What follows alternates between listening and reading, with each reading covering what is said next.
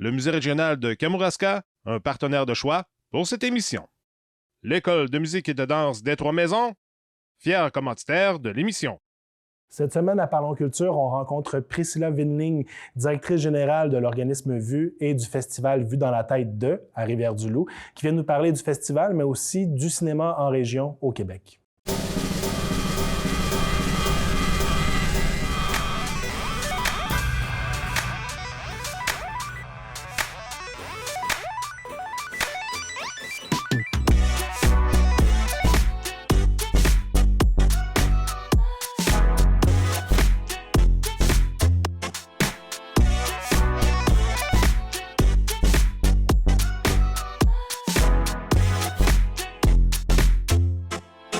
Priscilla Windling, merci d'être ici. Merci de me recevoir. Merci de nous rencontrer à Parlons Culture. Priscilla, tu es directrice générale de l'organisme VUE à Rivière-du-Loup, qui est aussi en charge du festival VUE. Est-ce que tu veux m'en parler un petit peu? Veux-tu m'expliquer un peu quel est le rôle de l'organisme, mais aussi peut-être le festival aussi en même temps? Alors, il y a d'abord eu le festival il y a 11 ans. C'était né de plusieurs volontés de comités citoyens. La MRC a joué un grand rôle, la ville de Rivière-du-Loup. L'organisme VUE en tant que tel, il existe officiellement que depuis 5 ans. C'est Vue dans la tête de Rivière-du-Loup. Et pour se structurer et, on va dire, préserver les missions du festival, ce qui fait que l'organisme est jeune, mais le festival, lui, ça en 2023, va connaître sa 11e édition. Et l'organisme a des missions vraiment d'événements cinématographiques où on veut diffuser en fait le cinéma d'auteur dans le Bas-Saint-Laurent depuis Rivière-du-Loup avec un ciné-club qui a des activités régulières. Et le ciné-club, lui, il existe depuis 15 ans. Mais une fois que l'OBNL s'est créé, ça a rassemblé ces deux activités de Cinédi, qui est le nom du ciné-club à Rivière-du-Loup, et du festival Vue dans la tête 2. Et donc, peut-être qu'un jour, il y aura d'autres projets, d'autres événements qui vont se rajouter, mais ça fait déjà de belles missions pour l'organisme. Puis tu me parles justement du festival qui existe, en fait, qui prédate là, l'organisme. C'est quoi ce festival-là, en fait, le festival Vue dans la tête de... Il y avait une... alors bon, j'en parle comme si j'étais là il y a 11 ans, c'est pas vrai, ça fait que 5 ans que je suis dans la région, mais il y avait une volonté il y a 10-11 ans qui a émergé entre les professionnels du milieu, le milieu de la culture dans le KRTB, particulièrement à Rivière-du-Loup, d'avoir un événement cinéma, un festival. C'était venu ça avait émergé, on m'a dit, d'une table de concertation culture à cette époque-là. Donc c'est vraiment quelque chose qui est remonté de la population, des citoyens. Et il y avait aussi dans l'idée de se dire, bon, un moment de l'année où il n'y a pas trop d'activités, et puis quelque chose avec une signature et une identité très claire pour qu'on se démarque dès le départ. Et donc, c'est en plein février, le meilleur mois de l'année en termes de météo pour le Bas-Saint-Laurent. Et c'est toujours la première fin de semaine de février, sauf exception pour 2023. Et le parti pris, ce qui est unique, me semble-t-il, au Québec, c'est qu'en fait, Vue dans la tête 2, c'est un festival un peu de ciné-club dans le sens où c'est des reprises récentes dans la cinématographie québécoise, mais on offre une carte blanche à un cinéaste ou une cinéaste québécoise dans les films qu'il aime, qui l'inspirent québécois, en plus des siens qu'on présente aussi. Et donc, depuis le départ, quand on dit Vue dans la tête 2, c'est on regarde dans la tête de notre invité, notre tête, à qui on donne carte blanche pour la programmation principale des longs métrages. Puis c'est toujours un concept qu'on suit encore maintenant et qui fait qu'on est connu pour ça. Donc, au fond, c'est un festival où les gens peuvent aller voir, en fait, des films d'auteurs québécois qui ont été sélectionnés par quelqu'un du milieu, en fait, un réalisateur généralement ou une réalisatrice. C'est ça. C'est une carte, en fait, c'est pas nécessairement des nouveautés, comme je peux dire. Alors, comment dire, c'est une carte blanche qui est quand même un peu gentiment guidée.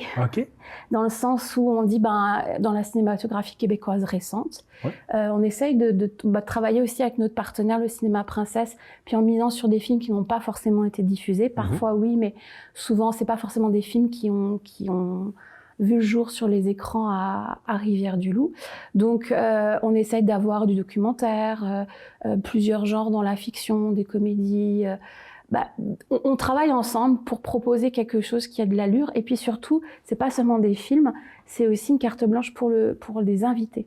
Okay. C'est-à-dire que les films qu'on va choisir en bout de compte, sont aussi des films où les représentants des films peuvent venir. Parce qu'un des concepts forts du festival, c'est de faire rencontrer les artisans du cinéma avec le public de la région. Puis ces rencontres-là, ils se passent après le film, avant le film? Alors, après le film, on a au minimum, on fait des séances de questions-réponses et discussions, d'échanges après la projection du film. Mais avec ces invités-là, on fait un programme d'activités de classe de maître, parfois d'ateliers. On fait des ateliers en direction des primaires et des secondaires. Puis selon la profession technique cinéma d'un des invités, on peut construire des ateliers scénarios avec des enfants du secondaire. Enfin, les invités sont aussi le prétexte à faire des choses autour d'eux. Okay. Tu me parles beaucoup d'aller rencontrer les jeunes du secondaire ou du primaire. Donc, il y a une volonté un peu de transmettre cette passion-là du cinéma à la jeunesse, je peux dire ça comme ça? Il faut qu'on travaille le public de demain. Et il faut donner le goût du cinéma. Et puis, la meilleure manière de le faire, c'est pas forcément toujours des films qui peuvent intéresser des publics scolaires. Par contre, ce qui intéresse tout le monde, c'est la fabrique. Ouais. Comment se font les choses. Je dirais, il y a des vidéos sur YouTube incroyables, donc on ouvre le capot, comment on fabrique des crayons de couleur dans une usine. Les gens ont le goût de savoir comment les choses se font. C'est pareil pour le cinéma. En plus, c'est un artisanat, donc il y a un aspect vraiment très passionnant d'être sur un plateau de tournage. On fait ça avec différents programmes comme Ville et Village en images, où on offre la possibilité aux citoyens de la MRC de Rivière-du-Loup de porter à l'écran une idée, puis on leur jumelle une équipe technique. C'est souvent des étudiants de l'école des métiers du cinéma et de la vidéo, mais parce que derrière, l'expérience du cinéma, c'est pas forcément passif, c'est participer à raconter son histoire ou des bouts de son histoire avec, par exemple, là, ça fait quelques années qu'on fait un atelier fond vert avec les enfants du primaire. Ouais. Et puis ils diffusent leurs films pendant le festival, avant le film jeunesse, pour qu'on voit ce qu'ils ont fait. Okay. Et des enfants qui ont fabriqué leurs propres petits micro-courts-métrages ou des gens qui ont participé à Ville et Village, c'est aussi des gens qui ont eu une expérience de la fabrique de l'image. Puis ça, au XXIe siècle, en termes de compétences citoyennes un peu critiques et avoir du recul, c'est pas négligeable non plus. Non, effectivement. Puis là, justement, tu l'as mentionné un peu, mais tu parles, par exemple, dans ce cas-là, de petits courts-métrages. Au festival, on peut s'attendre à quoi? Est-ce que ce sont des courts? Est-ce que ce sont des longs? Alors, ça fonctionne par volet, notre festival. Donc, la carte blanche, c'est des longs-métrages dont la programmation et les invités sont confiés, offerts à notre tête. Donc, tous les ans, on va avoir des couleurs différentes liées à notre invité. Après, ça, c'est dans ses mains à lui. Puis on travaille ensemble pour faire arriver les gens et les films. Mais indépendamment de ça, on a différents volets de création locale, comme Ville et Village en images. On a un volet Agora qui est les activités type classe de maître, les ateliers scolaires, comme l'atelier fond vert dont je viens de parler, ou un atelier conception sonore, costumes, etc., pas plus dédié au secondaire. Ensuite, on a aussi un programme de compétition de court-métrage qui s'appelle Cours Toujours, puis dans laquelle c'est nous qui offrons une sélection de courts-métrages francophones production canadienne qu'on diffuse pendant le festival. Donc, quelqu'un qui veut profiter au maximum du festival, est-ce qu'il peut tout faire et tout voir ou il doit faire des choix? Comment ça fonctionne? Presque, il peut presque tout faire. C'est que depuis quelques années, on a introduit un programme parallèle complémentaire où il y a des activités un peu moins cinéma, mais plus... plus convivial, parce que derrière les films, entre deux projections, entre deux activités, il y a aussi des choses qu'on peut développer, comme des projections avec visite thématique liées à l'exposition au musée du Bas-Saint-Laurent.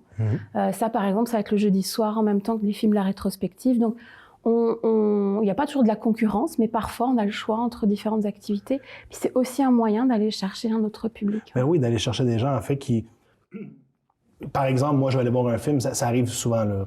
On est 2 ou plusieurs, puis il y en a qui veulent aller voir un, l'autre veut aller voir l'autre, mais au moins, il y a des activités, en fait, différentes, là, si je comprends bien. C'est ça. Il y en a pas trop non plus, parce que c'est du jeudi au dimanche, c'est déjà pas mal avec... Oui. On n'est pas un gros festival, mais ça permet de profiter quand même de beaucoup de choses.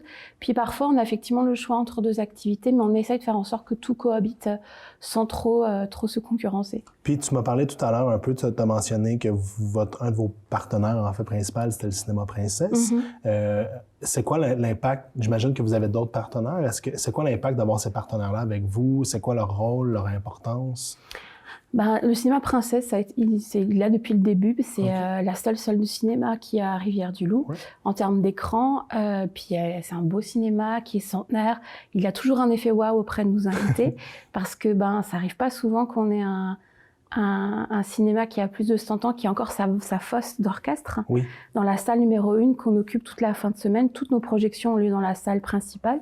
Puis c'est le fun d'avoir des invités où on leur dit, en fait, nos discussions, séances de questions-réponses, on va te mettre dans l'ancienne fosse avec des musiciens qui existent toujours. Donc il y a un côté un peu... on relie l'histoire du cinéma et l'institution qui est le Cinéma Princesse pour Rivière-du-Loup.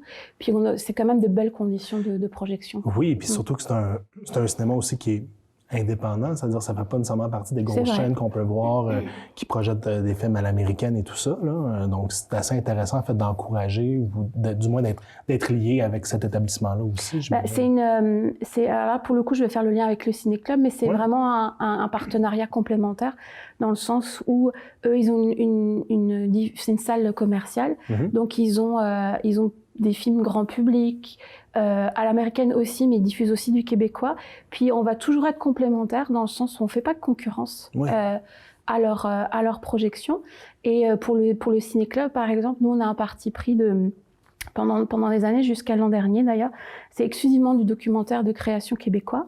Puis là, une fois par mois, on fait venir les réalisateurs aussi, pareil, parce que le principe de vue, du moins des événements tels qu'on les conçoit jusqu'à présent, c'est on a au moins autant besoin de voir des films ensemble que d'en parler ensemble. Donc, c'est pas une mince affaire que de faire venir la communauté du cinéma qui est à 90% à Montréal, à Rivière-du-Loup, mais tout le monde est ravi de l'expérience et puis on les soigne, là, les invités, pour qu'ils viennent et profitent de bonnes conditions au cinéma. Puis le Ciné-Club, justement, le fonctionnement, en fait, c'est à l'année, si je comprends bien? C'est en saison, quelque chose comme septembre-mai. Ça fonctionne avec l'année scolaire, en fait, parce qu'on a un grand public d'étudiants, mais depuis l'automne 2022, on a un deuxième rendez-vous. Avant, c'était une fois par mois, maintenant c'est 2 fois par mois. Puis on alterne avec de la fiction, qui n'est pas seulement québécoise, tant que c'est indépendant et d'auteur, ça peut être international, ça peut être québécois, ça peut être n'importe quel pays, pour peu que... Et en fait, on voit vraiment qu'il y a un public différent qui vient. Ceux qui viennent pour les documentaires viennent pour la fiction, mais l'inverse n'est pas toujours vrai, et puis c'est très bien comme ça. Encore une fois, on va chercher d'autres publics, parfois des gens qui viennent que parce que la thématique d'un documentaire les intéresse, plus autant, mais en même temps, on travaille avec les communautés d'intérêt, et puis c'est très bien comme ça aussi. Puis quelqu'un, justement, qui veut rejoindre ce ciné-club-là, il peut le rejoindre en tout temps? Alors, on n'a pas de membrariat. Techniquement, on s'appelle ciné-club, mais il n'y a pas forcément de membrariat. On fonctionne simplement comme une programmation complémentaire sous le nom de Cinédi. Puis on a un site internet qui s'appelle vuesrdl.com sur lequel il y a la programmation du ciné-club à l'année. On peut acheter ses billets, puis le lundi soir, aux Princesses, on se retrouve. Comme quelqu'un qui veut aller au cinéma, achète ses billets. C'est vraiment intéressant. Voilà. Peut-être qu'un jour, ça évoluera, mais pour le moment, c'est le modèle qu'on a, assez simple. Puis, pour en revenir au festival, c'est la 11e année cette année. Avec le temps, tu l'as mentionné, c'est dans la tête de... quel genre d'invités, en fait, viennent... Je sais qu'il y a eu des réalisateurs, des gens influents dans le cinéma, mais au fil des années, est-ce qu'il y a des noms que les gens peuvent reconnaître, disent « Ah oui, cette personne-là est venue ». C'est qui, en fait, dans la tête de qui on a exploré, si je peux dire ça comme ça? Alors, le tout premier, c'était Hugo Latulippe, parce que à cette époque-là, il avait une résidence secondaire dans le Bas-Saint-Laurent. Puis maintenant, il habite depuis quelques années à temps plein dans le Bas-Saint-Laurent. Mais il y avait aussi ce côté où on profitait des occasions qui existaient déjà. Puis au fur et à mesure des années, ça a été des réalisateurs souvent jeunes, de la relève, on va dire, mais pas tout le temps, parce qu'il y a eu Micheline Langto aussi. Okay. Il y a eu Sébastien Pilote, Stéphane Lafleur. Puis c'est des gens qu'on retrouve dans les actualités cinématographiques, parce qu'on les retrouve avec d'autres, par exemple Stéphane Lafleur. Il vient de sortir un film qui s'appelle Viking et qui ne parle pas du tout des Vikings, mais ça, il faut aller le voir pour s'en rendre compte. Et puis là, il est en train de tourner un nouveau projet. Disons qu'on essaye d'aborder des gens qui ont une actualité quand même, parce qu'idéalement, on présente leur dernier film le samedi soir, idéalement, mais on sait toujours que l'idéal est un pays, et puis il y a la théorie et la pratique. Mais en gros, on essaie quand même de suivre l'actualité cinématographique, puis d'y aller avec soit des grands noms avec une longue filmographie, ou alors des jeunes des gens de la relève, peut-être moins de longs métrages à leur actif, mais qui ont des univers intéressants, qui sont audacieux. Jeanne Leblanc, pareil, elle n'était pas forcément connue du grand public, mais les nôtres qui venaient de sortir étaient extrêmement intéressants à diffuser. Et puis, pour le coup, ce qu'elle nous a proposé dans sa carte blanche était aussi très intéressant. Donc, on y va entre ceux qui ont une actualité et puis les disponibilités aussi des uns des autres, tout simplement. Puis, pourquoi c'est important que ces rencontres-là se fassent dans une ville comme Rivière-du-Loup, dans une région comme le Bas-Saint-Laurent, en fait? Je veux dire, je me doute un peu de la réponse, mais pour quelle raison? En fait, qu'est-ce que les gens peuvent en retirer, si je peux dire ça comme ça? Bien, moi, j'étais quand même surprise de voir que le cinéma d'auteur, qui est quand même financé par nos impôts, et je me mets dedans parce que je paye aussi des impôts ici, il dépasse rarement l'île de Montréal. Et que quand il y a de la diffusion, c'est souvent en festival, mais les festivals se trouvent majoritairement à Montréal aussi. Et il y a un aspect où je me dis c'est pas acceptable que de toujours avoir à se déplacer, d'aller et en fait je pense que c'est intéressant pour toutes les parties que de décloisonner un peu le monde du cinéma ou de la culture au sens large, puis de faire venir les projets, les gens, les spectacles, les films ailleurs que là où ils ont été produits, parce que au bout d'un moment, ça donne aussi aux gens qui viennent, à nos invités, de voir comment ça se passe ailleurs, tout simplement. Parce qu'on produit des films dans un rayon qui est quand même très petit. Oui. Et le Québec, c'est grand. Très grand. Donc, ça peut être bien aussi de se dire, ton film, on va l'inviter, puis croise des gens qui sont peut-être pas ton public habituel. Et créer la rencontre dans les deux sens. C'est-à-dire que les gens d'ici peuvent avoir accès aux artisans du cinéma qu'ils ne verront probablement pas, sauf s'ils vont dans des festivals dans les Montréal, pour pas le nommer là.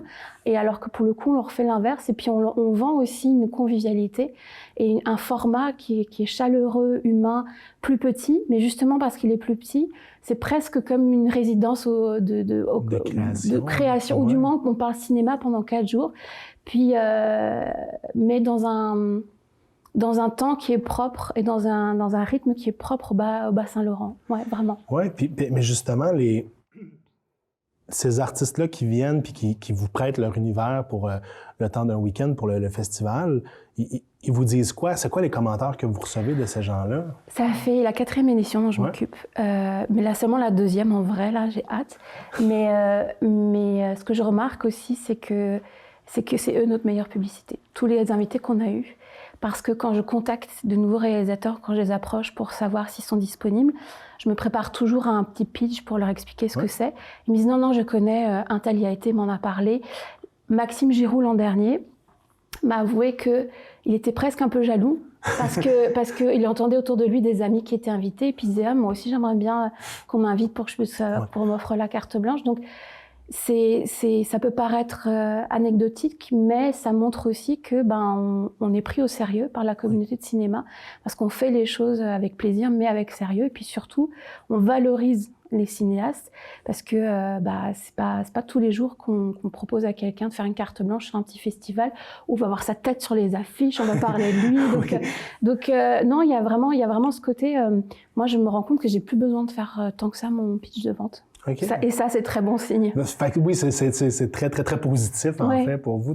À la limite, s'ils vous appellent pour dire, mais là, moi, quand est-ce que je peux, que je peux donner mon univers ou ma carte blanche? Oui, ou mieux, quand les gens sont pas forcément disponibles, ils me disent, ah, mais je pense à un tel ou une telle, et qu'ils peuvent se faire les entremetteurs.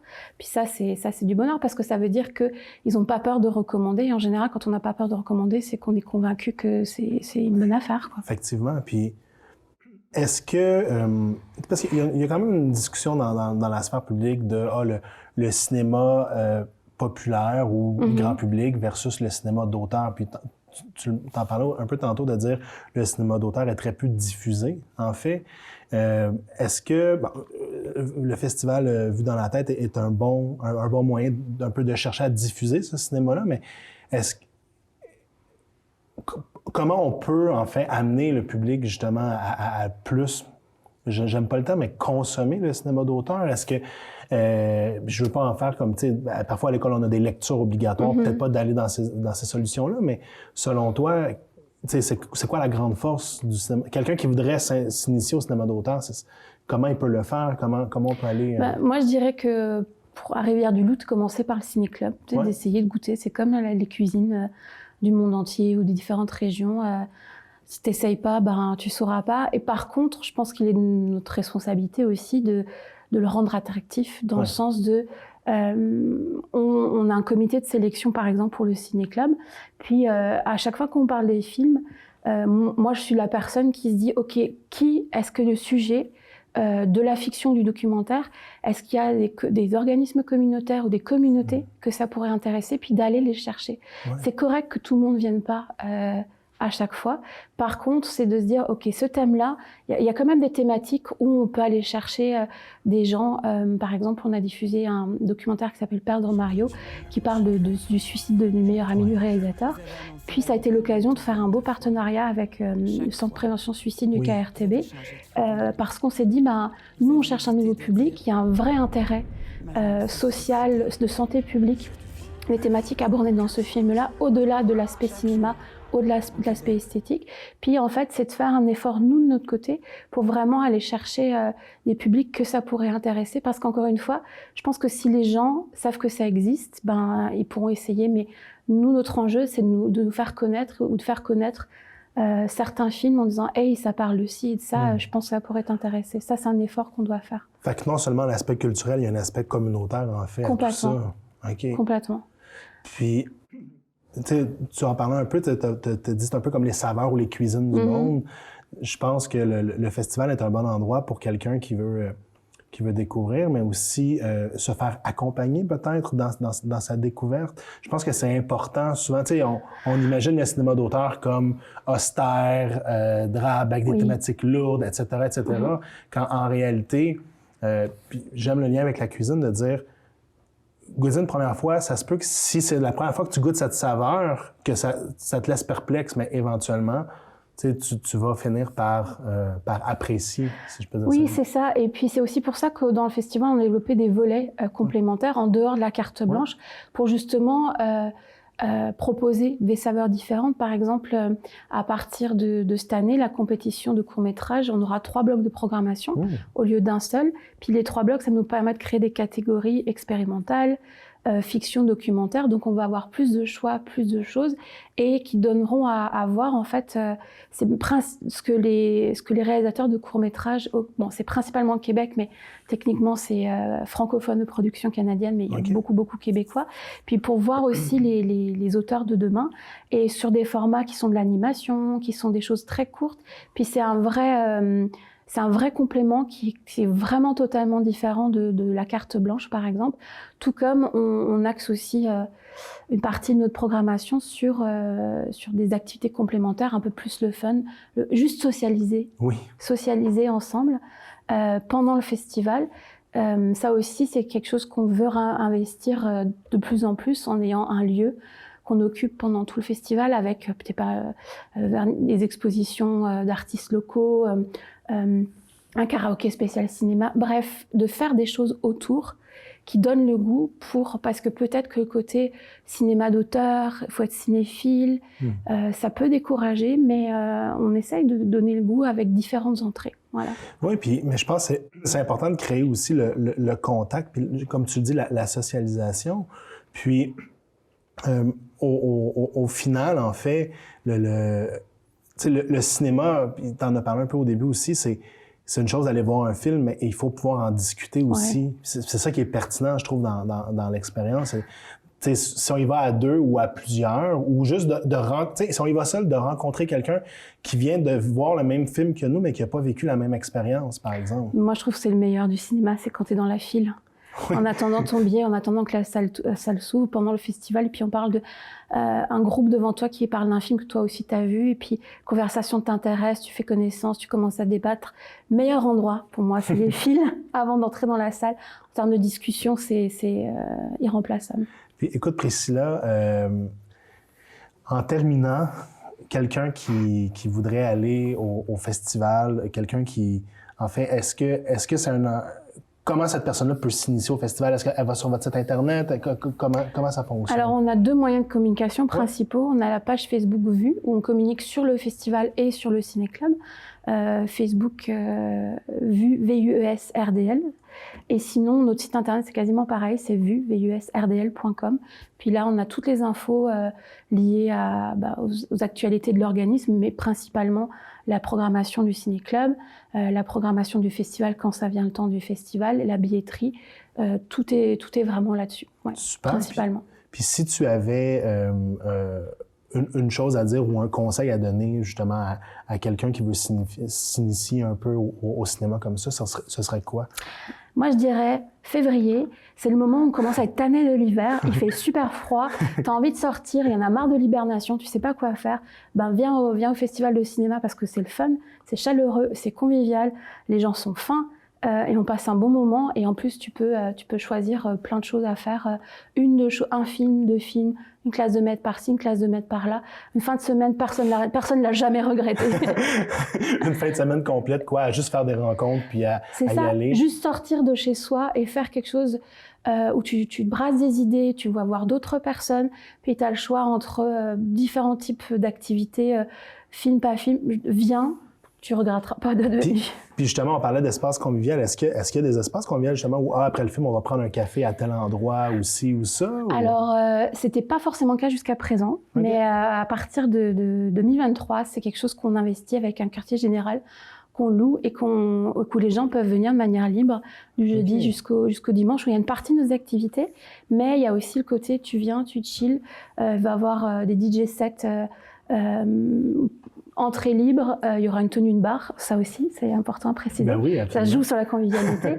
Il y aura une soirée karaoké spéciale cinéma. Donc, il y a juste, viens à cet endroit-là. On en parlera plus quand on dévoilera la programmation. Mais oui, c'est quelque chose qu'on veut faire d'année en année, c'est créer un espace où les gens peuvent se retrouver en 2 activités juste pour chiller une fin de semaine. Priscilla, je te remercie d'être venue nous voir aujourd'hui à Parlons Culture. Ça fait plaisir. Puis nous, on se revoit la semaine prochaine pour un autre épisode.